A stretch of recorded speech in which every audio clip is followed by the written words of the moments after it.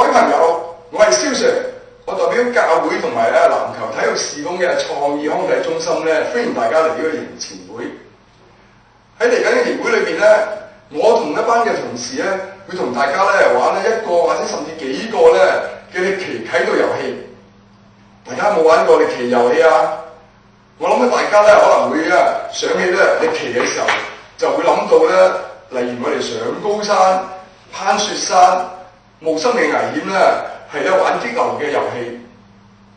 呢啲嘅遊戲好玩好激，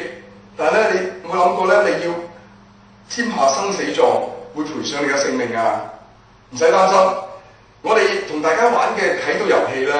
係經過我哋嘅悉心嘅安排咧，將個危險度咧降到最低。咁但係我哋仍然咧都會同大家買一啲普通嘅旅遊嘅保險，保障大家。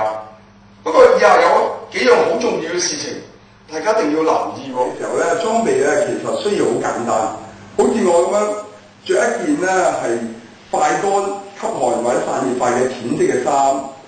淺色嘅褲就可以㗎啦。咁一般嚟講咧，係咧一啲嘅快乾嘅行山嘅衫褲、軍衫軍褲咧係咧最 fit 嘅。咁如果大家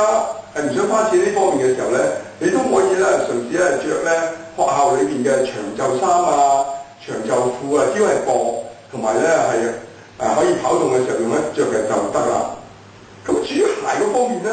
就好多營友為咗咧涼爽咧，就着呢個涼鞋涼鞋。咁記住咧，凡係你着嘅鞋、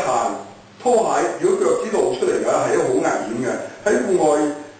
活動進行嘅過程當中咧係好容易受傷，所以一定唔可以着。